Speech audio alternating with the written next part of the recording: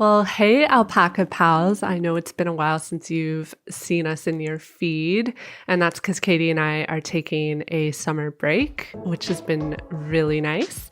But we wanted to bring you a little bonus episode so that you don't forget who we are when we come back with season 4. So this is going to be a fun one. We reached out on social media to see if any of you had questions for us. A bunch of you sent in some questions. So we're going to do a little AMA episode and Ask Me Anything, and we're going to respond to your questions. And we'll also chat about some other things that have been top of mind.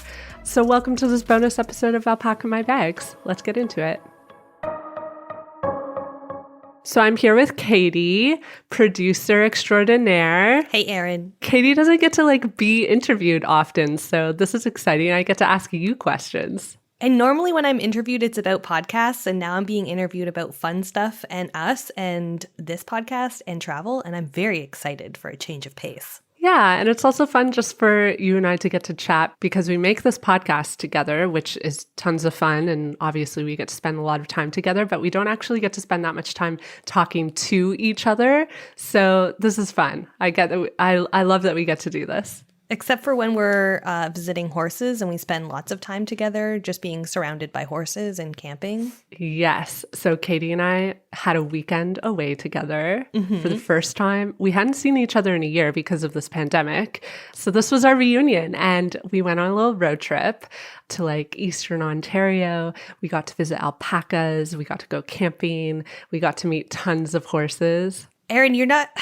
I've described the story of where we camped to so many people. You are not doing it justice at all. Okay, we'll do it justice. Give us the pitch. So Erin messages me and she's like, Katie, do you want to do this camping trip? She found a couple of different options and eventually she landed on this place she found on Airbnb called, correct me if I'm wrong, Rough Campsite. Yes, it was titled Rough Campsite. And when I looked at it, I just have to interject and say, when I saw it, I was like, ooh, this could be either really good or really bad, but I'm game to try. And I think the selling feature for you was free-range horses and a swimming hole. And so I was like, cool, book me in. We drive up to just north of Peterborough and get to this campground, and we arrive at the address, and it's just this house with a really angry dog barking at us and all of these old trailers, rusty trailers just being overgrown by all these weeds everywhere. And we kind of see a driveway go down, but there's 2 gates and a giant no trespassing sign.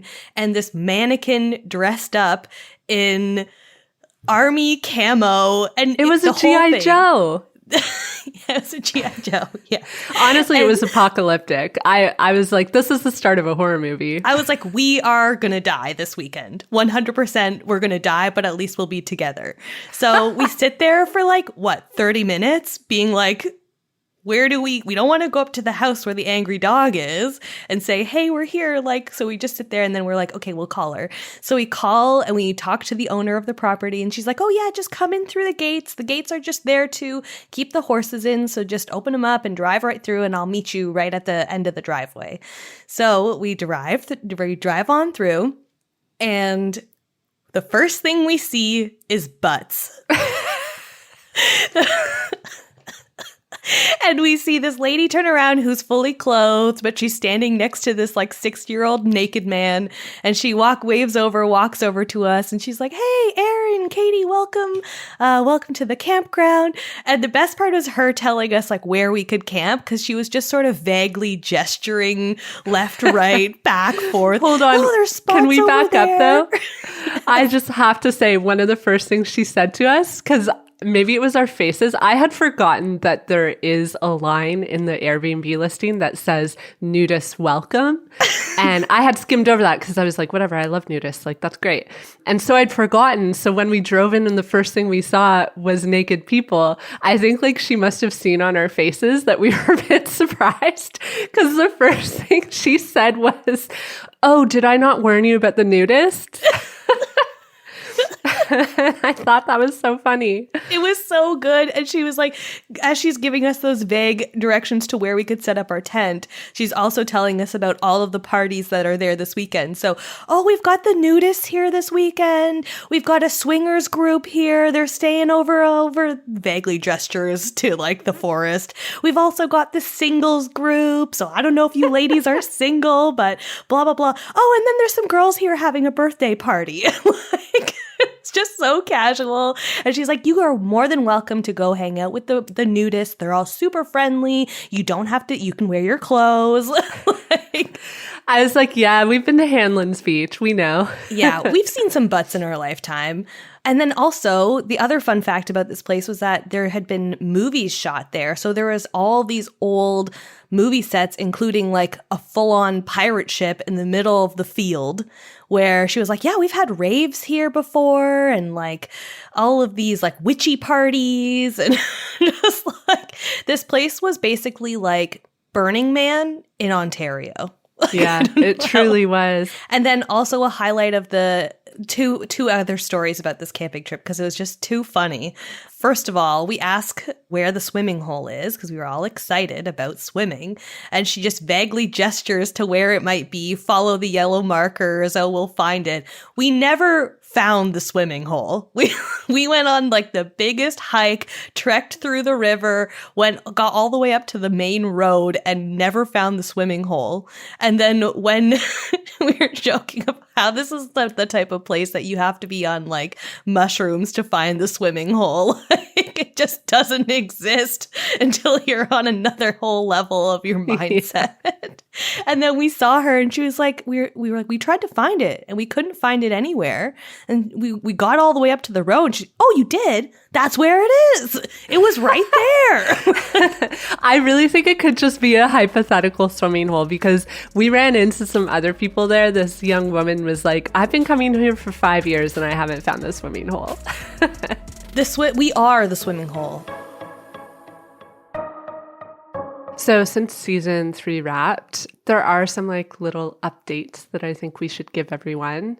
I think the biggest one is that you and I are both fully vaccinated. Yes. Which is amazing. Exciting. I really didn't know if this day would ever come. So feeling very privileged and grateful to have the Pfizer in me. But this has changed like some things about our life. Like Ontario is no longer in a perpetual state of lockdown. There are still restrictions, but life feels more normal than it has probably since the start of the pandemic. We might record in person, maybe. We'll have to see how things go over the next few weeks and months. But yeah, it's really nice to see like our families and friends all getting the jab. And hopefully this means that Canada can avoid locking down again. Please, please. And if you're not vaccinated, maybe consider getting vaccinated. Yeah. So should we get into these questions? Yeah, let's get into these questions. Okay. Okay, first one is actually a question from me. I want to know what episode from season 3 had the biggest impact on you, or like something that you learned from season 3 that really stood out. So I was saying to you before we hit the record button that I have a pretty cheesy answer that like I genuinely love our show. Like I genuinely love it so much. And I find all of the episodes very good. Sorry, just not to toot our own horn here, but I genuinely love them. But there's actually 2 episodes that really stuck out to me this season. One was our episode with Jenny about travel and autism. It's just such a new concept for me. I think autism has only become kind of a topic over the last maybe couple of years. Like I've seen a lot about it on TikTok now and about neurodiversity. So learning more about it from her. And also Jenny was just hilarious. Like she's so funny and easy to talk to and so charismatic. So that conversation just was so interesting to me. Also, I'll just say Chris and Alex, aka Burrito and Tortilla, they're also hilarious. I had the best time talking to them. And then the other episode that stood out to me was our season finale with Sojourner, talking about ethnocentrism. That is something that was like a brand new concept to me, and learning more about it and having her describe it in a way that was like, when you go to a new country and you say, this is weird, that's such a familiar feeling to, I feel like, so many people. And just that phrase is so distinct that you can catch yourself saying it, and it's like an immediate trigger for you to kind of take a step back and reflect on it. So that stuck with me like pretty hard. I think that's like kind of an easy thing for anybody who's wanting to be a responsible traveler to like keep in mind and take action on, right? Mentally, even though it's not maybe something physical you can do, you can always change your mindset with that kind of thing. And I think it's also important to emphasize like thinking that isn't necessarily bad. Like it is human to take notice of things, especially culturally, that are different. It's what you do with that acknowledgement that you've had that thought. It's not a bad thing. It's a really good starting point for addressing our own biases, I'd say. Yeah. And that's what I mean. It's just such an obvious trigger to you. Like when you catch yourself saying it, it's just so obvious. But yeah, which ones made an impact on you though? Well, definitely those two, I'd say yes. The episode on autism definitely had an impact because I just had never really like thought about it. It was just something I'd never like faced in life, like to think about autism or to think like if I knew anyone autistic. So that was definitely really enlightening for me. Also, the episode with Sojourner, honestly, like all of them, I can't pick one because every single episode I learned things, and they just kind of like all work together to sort of like shape this growth that I think I personally like am gaining from just making this show. But I also wanted to shout out another episode that like really landed with me. And that was episode 53 with the women from Fat Girls Travel Too. And I think it had an impact on me because, and this is like really straight up and unfiltered here, it made me really uncomfortable. And I think it did because it touched on things that have been causing insecurity for me personally. Like in the last few years, I've experienced weight gain, which I never had before. And it's resulted in insecurities that I've really struggled with. And talking with Ashley and Natalie just made me realize like how internalized beauty standards are. That's something that I like logically knew, but I had never really acknowledged it in myself. And that episode like really provoked that in me. And it also like made me realize like personally how privileged I've been throughout my life to fit into this like completely impossible standard of thinness. It just led to a lot of self-reflection, and I think that was really important for me. So that episode, definitely big impact. Okay, next question. Okay, so this question is from Zach. Beautiful, wonderful Zach. He would ask a question that he knows is just going to result in me telling a story about poo. Like he would. So content warning, everyone. If you don't want to hear me talk about poo, you should fast forward a few minutes. So Zach wants to know. Zach wants to know, what is your most objectively humiliating but also hilarious travel experience? And there's like too many for me to tell. Should I just get into it? I think you should just dive right into it. This is such an Instagram versus reality moment because when Luke and I went to Mexico City, we visited the pyramids of Teotihuacan, which are super famous. And I posted this like glamorous photo of me on the top of this famous pyramid. And like you wouldn't know from the photo, but I was on the verge of shitting my pants. Like on the verge. Like, okay, we're in Mexico City all week long, just eating street food, loving the tacos. Lucas and I we do not hold back from street food. So, and we were there for a week. The whole time we're totally fine. So I thought I'd gotten through the trip without any diarrhea, which is like pretty remarkable for me, but no. That wasn't the case because the last day, literally our last full day in Mexico City, we've planned to venture out to these pyramids.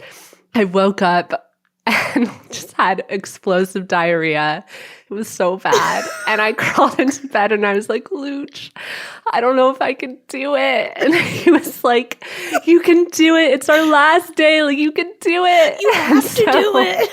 And so we think ahead. So we always have our like kit for when we feel sick while abroad. So we had electrolytes. So I like dumped electrolytes and like chugged water, ate some charcoal tablets, and then packed extra underwear in my backpack. And then Luke and I got onto the subway to go to this bus station. So we needed to take the subway for like half an hour to get to the bus station to then take a bus for an hour out to the pyramids. I almost shit my pants on the subway. It was like really touch and go. Could barely walk. By the time we got to the bus station, it was like, I need to be in the bathroom immediately. This is how I knew Lucas was the love of my life, because he pulled out of his backpack a roll of toilet paper. And he was like, I took this from the hostel because I thought, you know, if we have an emergency on the way, like it'd be good to have this on hand. So after I took care of things in the bathroom at the bus station, I found the pharmacy. This is something about like non-Canada countries that I've noticed, like there are pharmacies everywhere. So there was a pharmacy there and I like ran to it and frantically like Googled how to say diarrhea in Spanish. Turns out it's a very similar word, thank goodness. And so I was able to tell the pharmacist my situation, and she gave me what I assume was like the equivalent of Imodium, which just like stops you from pooing. And they don't really recommend that you take it. Like it's actually better that you just like let it flush out of your system. But given that we were like spending a whole day climbing pyramids, I was like, no, this is an emergency situation. So I'm going to take 2 of these. And once they were in my body, I was like, okay, I can make it throughout the day. And so, yeah, we took an hour-long bus ride. I was so sick I couldn't eat anything. So that wasn't fun. But by the time we got to the pyramids, built up in you. Yeah. My body was more focused on getting things out versus in, which I understand. Anyways, we got to the pyramids and it was great, other than like having to stop every like 3 steps climbing up and down them because I was like truly, truly concerned. Gotta go real easy on yourself. Oh yeah. The last thing you want. How steep was it? It's very steep. So you had people right behind you. Yes, I did. If things went wrong, things could get real bad. Yes. So yeah, that was embarrassing. The thing is, no one else really knew my situation other than Lucas. So I mean, it wasn't that embarrassing. It was more embarrassing when I shit myself like in the middle of a cemetery in Scotland and everyone could smell it. Did I never tell you this? No, I think I told you this. That. Oh my gosh. Okay, I flew to Scotland from Nepal, and the whole time I was in Nepal, people were like, be very careful of the water. And I was. And I got through the whole trip thinking, I'm fine, like no food poisoning. I land in Scotland and the first thing that happens is I have food poisoning. So I think it must have been like carried over from my time in Nepal. And I was with Philip, who we did an episode with this season. So Philip and I are like traveling around Scotland together. And I was so embarrassed. I could not tell him that I was like really suffering from diarrhea. And we're in Edinburgh and we're in the middle of this like beautiful cemetery. And I shit myself. And Phil looks at me and he's like, do you smell that? And I was like, what? No, I don't smell it. Nothing. What? And then I'm like, Phil, I really need to go pee. Like, could we just pop into that restaurant? And I went into the restaurant. This was like, I know what to do now. This is why you pack extra underwear. So thank goodness, because like the underwear I was wearing was like goodbye. So I just like didn't tell him what had happened. And throughout the trip, it got progressively worse until I shit myself on our tour bus. And I didn't pack enough underwear for this. Like it got to the point where I was like going to a doctor and the doctor was like, this is really bad. Like you shouldn't be this sick for this long. And I remember being in one of our hostels and Phil and I like were sharing a bed and I was lying there and I woke up and I looked at him and I was like, Phil, I just have to tell you something. And he was like, what?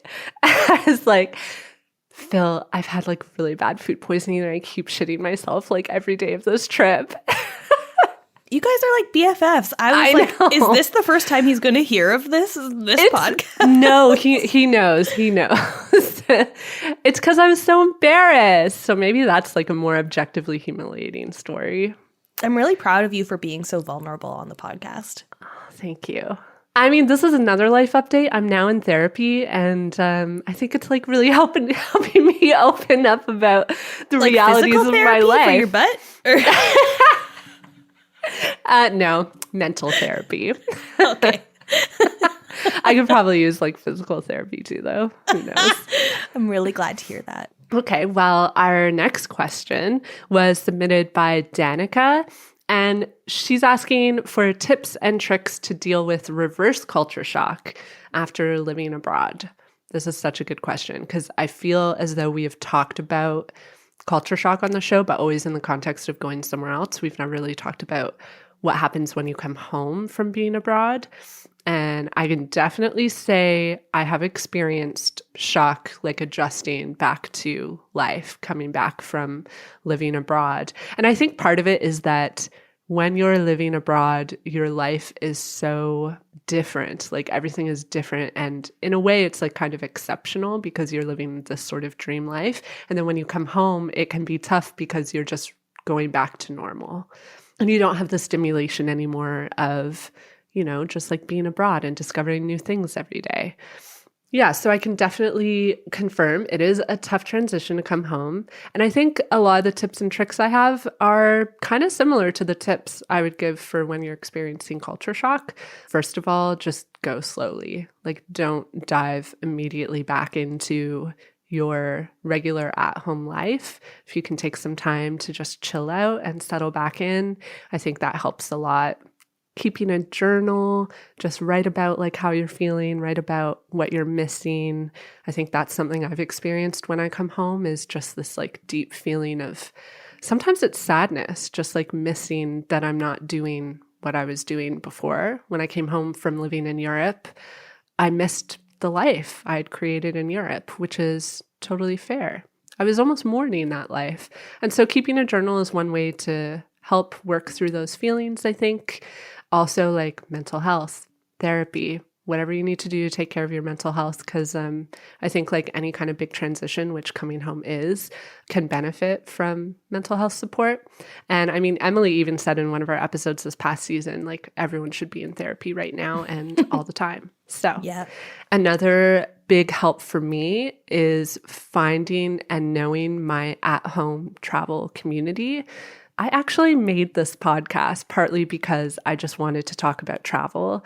And a lot of my friends here in Toronto, they like travel, but they're not as obsessed as me. So they don't want to hear me talk about all my experiences and they don't want to like debate things that I want to debate about travel. So it was important for me to find a community here in Toronto that was on that same page. And so that I have people to talk to about those things. Lastly, and I don't know if this is like the best tip, but just book your next trip. I basically, like pre-pandemic, I always knew when my next trip was going to be. And that just gave me like something to look forward to, which made it a little easier to cope with, just living and working at home. To your second to last point, basically, Erin says if you're experiencing reverse culture shock, message her. She wants to talk to you. Message me. I will talk to you. I'll add that I haven't had as many travel experiences as Erin has, for sure. I've definitely traveled a lot more in my youth as a kid with my family than I have as an adult. But I will say as an adult, when I am booking trips, I prepare for basically the come down of travel. So I know there's usually best days to book a trip when it's cheaper, but if you have booked, a trip around a weekend, like if you can come back on a Saturday and have Sunday to yourself to just recuperate, that is super helpful to just kind of have that day to just slowly get back into life rather than, coming back on like a Wednesday and then you got to go right to work on Thursday. So, and I also think that maybe since the pandemic has hit and a lot of people have a hybrid work kind of culture now, it might be a little easier for most people to just basically, and honestly, maybe you don't even have to come home. Maybe you can just stay and work. That country, you never have to worry about reverse culture shock ever again. But I think maybe things might get a little easier for some people as they come home and they don't have to do a commute and they don't have to do so many things that are part of a regular old routine. As you come home, like on your kind of once you get to the airport, order some groceries online and have them delivered to you. So delivered to your house so that when you get home, you don't have to worry about going out and restocking your fridge and doing all those things. You can just chill out. So yeah, there's plan to feel shitty and then give yourself enough time to recuperate when you get back. Great points. I'm definitely going to put into practice that groceries tip. Also, you weren't the one that gave me that tip? No, definitely not. Oh. And also your tip about like coming home not at the very last second, I'm notorious for doing that. And I'm realizing it's not a good idea. You book at the very last second too. So.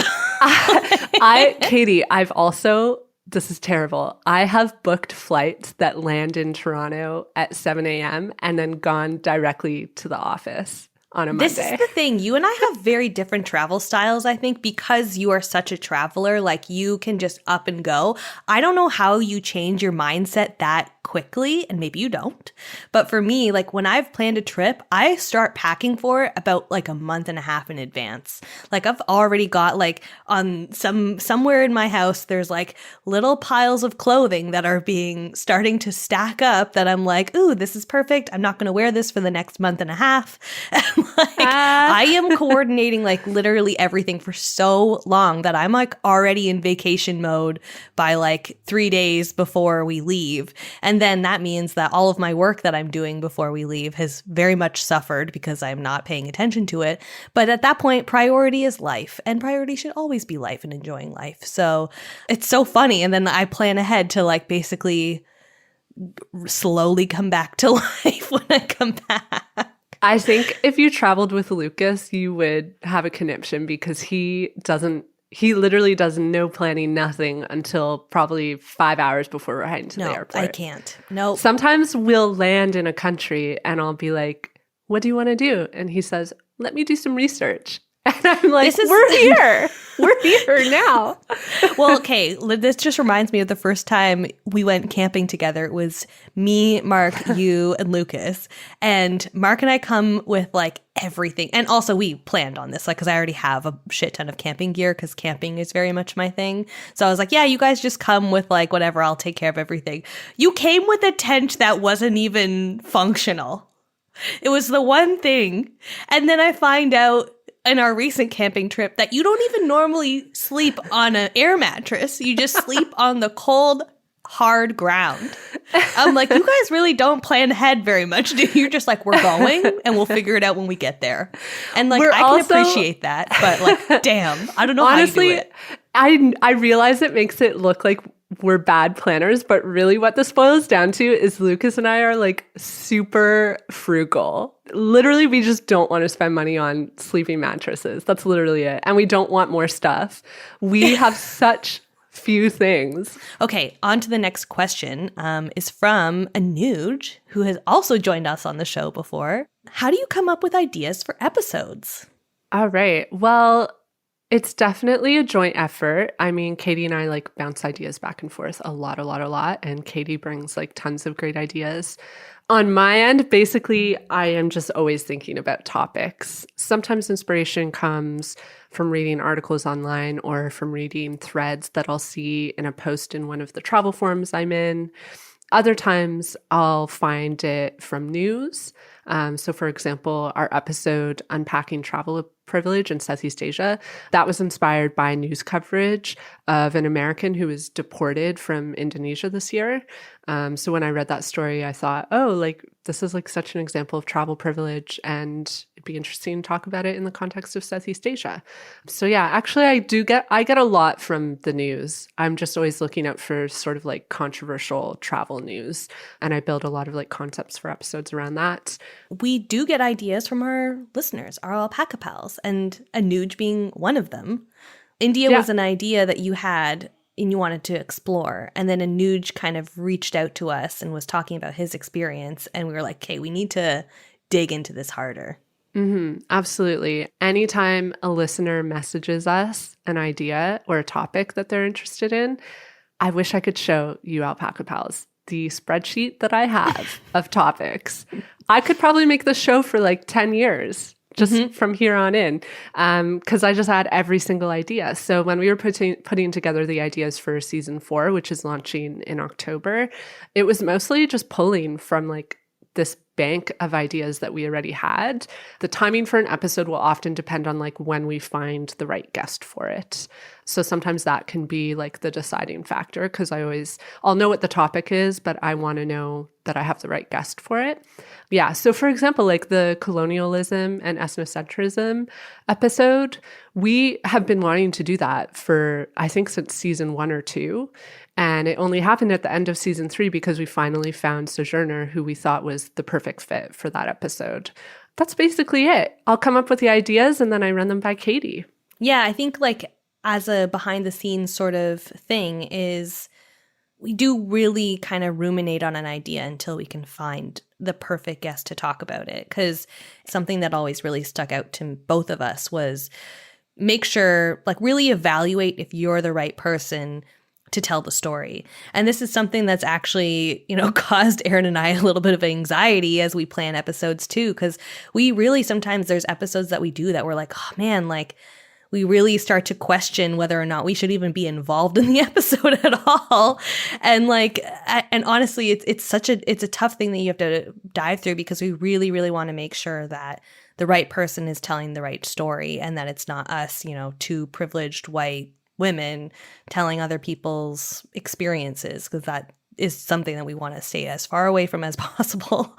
And sometimes it does happen by accident. And I think we have to kind of like play around in that area to figure out how to do it well. And that's why we're always open to having people reach out to us and let us know what they think about the podcast, because we really, really, really value feedback, whether or not it's in review form, even if it's just a DM on Instagram or an email. Like we really value what other people have to say about the show, because it really helps us to understand how we can tell these stories and experiences a little bit better.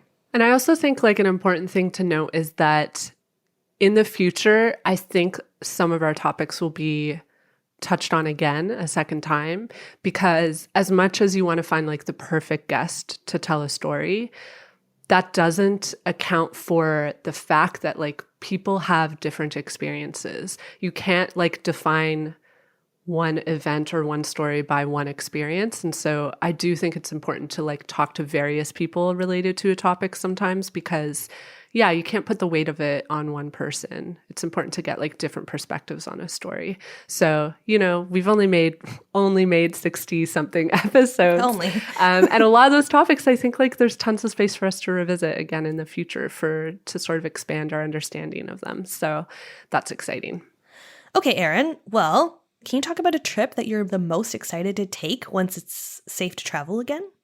This has been like the weight in my life recently, because I need to travel, but I don't know where to go.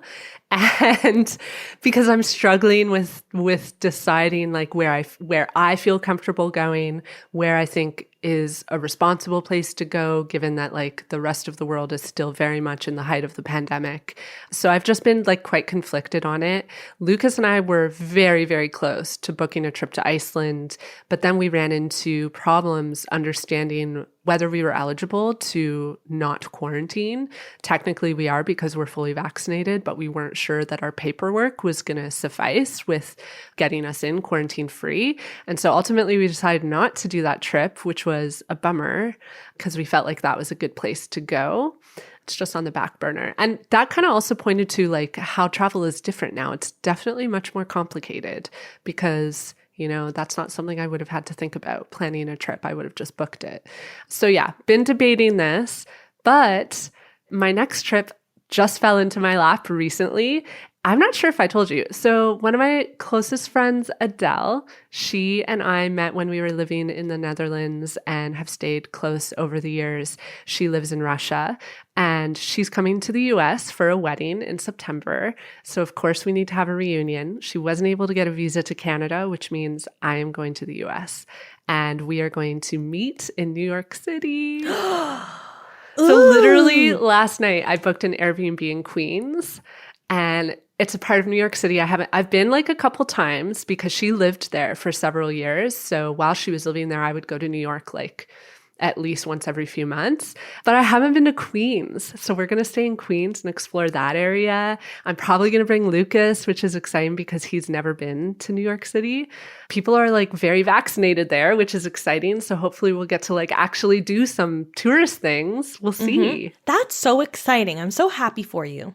I'm trying to get the trip that I had planned for 2020 back off the ground, which was visiting some family in Denmark and making a pit stop in Lisbon. And I'm having some complications with my vouchers that I got back from the airline that Erin keeps telling me to fight harder for. We will fix this. They will not win. They Basically, will not win. I missed the expiry date on a voucher and now they won't give me my money. And I'm very sad and upset Katie, about it. You have to email them every 3 weeks. Just Okay. bother I'll them. do that. Just bother them. Because we were so excited for this trip in the first place because we had a 32-hour layover in Lisbon on the way to Copenhagen. And we were so excited for our layover, to be honest, because we had found this really cute Airbnb. And then we found on Airbnb Experiences this woman who was offering kind of like a local tour around to her favorite bars. So it was something that we would just meet up with her and like whoever else, like basically, I'm going out with my friends. Do you want to come type thing? And so we were going to go out with her at like, I think 7 p.m. and then just bar hop from place to place all night. And then we would hop on our plane the next day at like, I think it was 6 p.m. or something. So we had so much time there to just explore, but we knew we didn't have just enough time to explore on our own. So like having a local there to kind of show us around and give us kind of like the Sparks notes of all the good spots to be and like hang out for the night. We were so excited for that. And then obviously the pandemic changed things. I think it's really likely that you could do it next summer.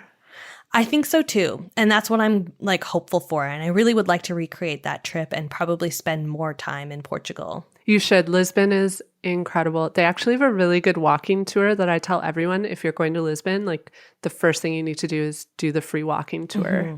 And I'll also say like just in a perfect world, if COVID wasn't a thing, like the majority of my travel, basically all of my travel has been very European. So I've gone to a lot of European countries and I've gone to, the Caribbean, but that's like pretty much it. So like I would love to explore parts of Asia and India because you have sold me on India on this podcast long enough.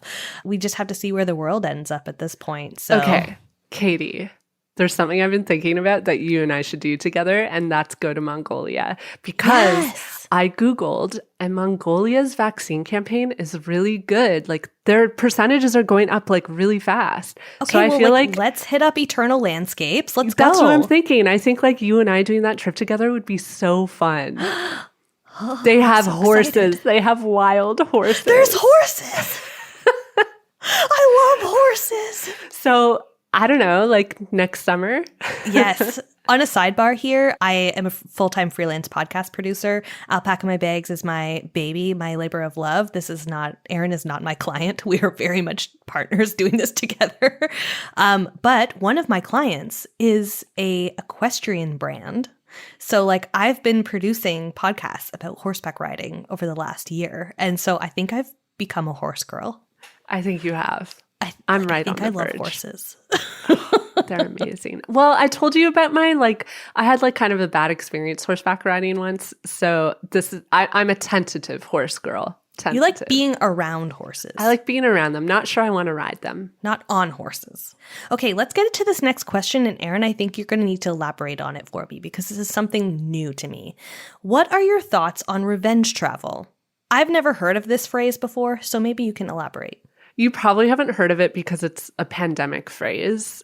People started saying it to describe it as this urge to travel after being in lockdown for an extended period of time, which is super relatable. Obviously, like any of us who are obsessed with travel, like have just been thinking about it and wanting to book that first post-pandemic trip.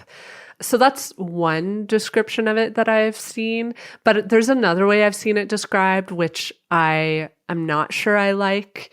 So some people describe it as this idea of doing really excessive travel to make up for lost time. And I'm not sure I'm on board with that interpretation of it, because I'll just quote my mom: everything you do should be in moderation. And what I'm getting at is that when we approach travel with excess, there's usually unseen consequences, like contributing to over-tourism and to climate change. And so I think like revenge travel, depending on how you interpret it, could be not a great thing. Because this whole pandemic, people have been saying, when we return to travel, we'll approach it slowly and like more responsibly. And revenge travel seems like, in one reading of it, it could be kind of the antithesis of that. So that's what I'm thinking. Well, let me know what you think about here, because this is how I think about it. I feel like it's sort of a capitalist idea, and it very much, I think, is related to like extraction. So you go hard, go, extract. And at some point, there's a limit. The limit might not be on you, and maybe you've got unlimited funds and you can just go around the world as much as you want, but the limit is on the communities that you're going to. Are you giving back? Are you being responsible? All of these things. And at some point, like you said, it's going to have an impact on where you go. Capitalism sucks. But it's funny because I thought revenge travel was like, you just broke up with your boyfriend and you're like, fuck you. And then you go and travel the world and live your best life. And he has to watch it all on Instagram and be pissed. Let's just say that's what revenge travel is. That's actually an episode I want to do. I've been thinking about doing an episode where we talk about like using travel to cope with breakup. Someone messaged me about this, one of our listeners. So I put it in the spreadsheet. I think that'd be a fun episode. That would be a fun episode for sure. Oh, okay, Erin, here's a question about podcasting. What do you like the most and what do you like the least about podcasting? The most, hanging out with you and meeting and talking to guests, I think is what I like the most. And actually, even though it does often cause a lot of stress for me, I do really like the creative process. Coming up with concepts and then scripting them and then finding the perfect guest. That creative process is like very fulfilling for me and I really enjoy it. But it does stress me out too, as you know. I often have like minor mental breakdowns because I'm worried about, I don't know. Anything. It's my anxiety. It's just my anxiety talking. Your brain's like, I think this entire script that you just spent 12 hours on is shit. Yeah. And you're like, Katie, I think that I should quit the podcast and stop being a podcaster altogether. I'm like, no, don't do it. Just tell your brain no.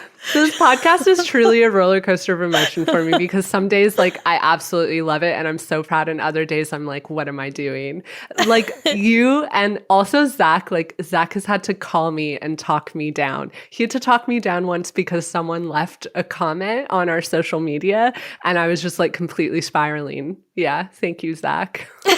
Thank you. But also like I don't think you should feel alone in that sense, because I think with every podcast that exists, unless like you're a straight white male, but like for the most part, a lot of podcasters are always going to experience some form of imposter syndrome.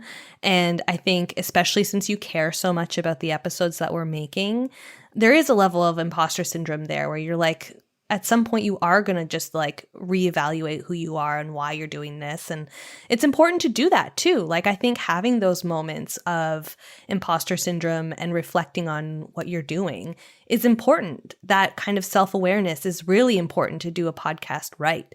You know, I think it's respectful to the listeners. I think it's respectful to your guests. It's respectful to you. So I think it's good to like kind of every few months just reflect on what you're doing, why you're doing it. And I know like podcasts that are just kind of shooting the shit may not do so, and they might kind of hurt some people's feelings. And I think also just knowing like as imposter syndrome sets in as a podcaster, you also have to know that you can't always be perfect. Like it's okay to make mistakes. And if you can be self-aware and apologize and know when you've made those mistakes, or at least recognize it if somebody calls you out, then I think that's like also really important. And it's another form of respect for your listeners and for yourself and for your guest as well. So the anxiety sets in and it sucks and it's hard, but I think it's also like a very valuable experience at the end of it. Totally. I mean, I'm talking for you, but I mean, it's tough because it's like, yeah, it's natural to be anxious about something that you're making. I think sometimes though, like my extreme anxiety gets a little too extreme. Hey, it is what I can't it help is. it though. It's just my brain. It's just my brain.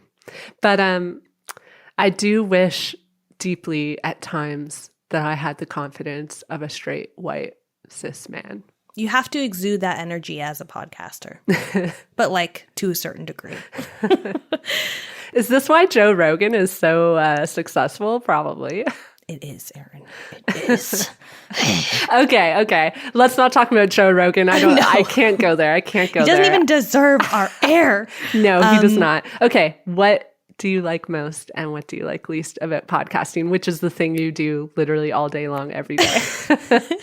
Well, I would say that what I like most is very on par with what you said. Like, I love the creative process. I love working with you and developing the show. So you usually write the whole script and then I kind of run through it and make sure it would work for ears and add anything else that I think is missing or might enhance the conversation. And then that is always a really fun process, and just kind of developing it. And then obviously meeting our guests and chatting with them is always super fun. So yeah, just seeing the whole podcast come to fruition is like literally what I do. So I love that part. I would say what I like the least about podcasting is it's just a competitive environment, and being in a competitive environment can be really stressful sometimes. But when you start to get engagement from people, once people start to message you and email, that's when you like really feel like you've built a community, you're part of a community, and people really, really care. And actually that's what's happened for us over the last year. We've been getting way more messages from you guys, from our alpaca pals. People are interacting with us on Instagram and chatting with us, and it's so fun. Please keep doing that. Please. If you want to reach out to us, please do it. Just having people message and share their thoughts and share their ideas, or just like say hi. It's just like really nice because it tells you that someone listened to your podcast, which is nice, but it tells you that someone listened to your podcast and cared enough to think about it later and to message you about it. It's like a real engaged listen, which is really nice. Yes, 100%. Okay, so last question of our AMA. Erin, what episode are you the most excited for in season 4? Ooh, so many. Top of mind are probably the ones that we're recording soon.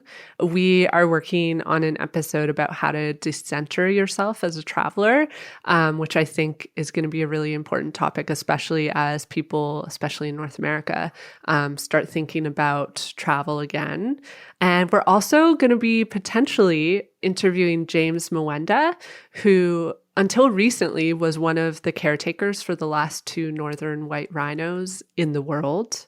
He was caretaking for them in Kenya, and he's now starting his own expedition company. So recently he was on Amanda Kendall's podcast, the Thoughtful Travel podcast, and she emailed me this morning to see if we'd like to have him on our show as well. And I would really love to. So I hope that one comes together. And a huge shout out to Amanda, Alpaca Pals. If you haven't listened to her show, the Thoughtful Travel Podcast, go and listen. It's really amazing, and Amanda is amazing, and I'm hoping to get her back on our show soon. How about you? I am really excited to hopefully dig into this concept more that I saw Joanna Hogan write about. Well, so first I saw her release this article on Twitter about what is a responsible traveler and how do we make that a thing? And I would love to explore that more on the show, because this concept was people who are thinking about responsible travel are probably already traveling fairly responsibly, but how do you connect with the casual traveler, the people who don't really travel all the time, like Erin, or even somebody who's just a little more than the casual traveler. So somebody who's like, their family hasn't gone together. They just had a kid who's maybe 2 years old or 3 or 4 or 5. Now they all want to go to Disney together. So like those types of people who aren't really thinking about responsible travel. They don't know even where to look for that type of content because it's not even on their mind. So I'm like very curious to talk to either her or somebody else about how we can capture those people who are living their everyday lives, who don't think about travel much, and let them figure out how to do something responsibly. Like that is a very exciting concept to me because we are kind of talking into our bubble of people who care about this stuff. And how do we bring more people in? We're talking to Joanna for the Decenter episode, so I think we can wrap that into it. I would love to do that because that article was so good. And I would love to just maybe we just record 2 episodes with her. Yeah, we absolutely can. So that's what I'm very excited about. So stay tuned. We have already started recording our episodes for season 4. Do we have an official date for our first episode of season 4 yet? It's vaguely October. It'll be early October. Let's see. Mm-hmm. First Wednesday in October is October 6th. So that's when our first episode's coming out. Yeah. Stay tuned. Ooh, are you going to make a trailer? Yes, we'll make a trailer. Ooh. Obviously. I love your trailers. And I'll just throw it out there for Alpaca Pals who are curious. We do still have a Patreon that's available to you. Please, if you are curious or you'd like to support the show in any monetary means, you can sign up on our Patreon. The link is in our show notes. It just really helps us keep the show going and pay our guests. And we also are very excited to have an intern join us this season. So we would really like to have her on longer and support her as well. So yeah. Yeah. Anything you can contribute is so helpful with keeping this show, keeping the lights on around here. Yeah, seriously. Because we gave you kind of an idea of the background of kind of all the work that goes into it. We probably dedicate, 12 hours per episode. So there is a lot of labor going into it. And so yeah, it's just nice to have the Patreon available to you just in case you'd like to support us. Also, Erin and I have played around with some merch, basically just for each other. So we sent each other sweaters with the Alpaca My Bags logo for Christmas. And if anybody is curious or would like some merch available to them, please also message us and maybe we can take that more seriously and offer it to you as well. And yeah, please, if you like the show and you have some time today, leave us a review or literally email us. No one That's really all. emails us. You can DM us though. DM us on Instagram. We are very much there. That's pretty much it. Any last words, Erin, for these last few moments of this episode? No. Okay, great. Well, it's been lovely chatting to you. It's been lovely I gotta get chatting back with to you. work now. So. Hold on. But before, one sec. Oh, is she bringing in Anne? A throwback from season 1? Annie is moving back to the UK. Anne, do you have something to say about that? Did you hear that? Yeah. She's shy today. She's getting nervous for her first flight. Cats on the go. All right, Alpaca Pals, I hope you've enjoyed this bonus episode. It was really fun for Katie and I to just sort of chat and answer your questions. And yeah, I hope you enjoyed it. So I know we're still on break, but don't worry. October's going to come quickly as we all enjoy summer. So just stay tuned and look out for our first episode for season 4 on October 6th. Thanks for listening, and I hope you all get to alpaca your bags safely and soon.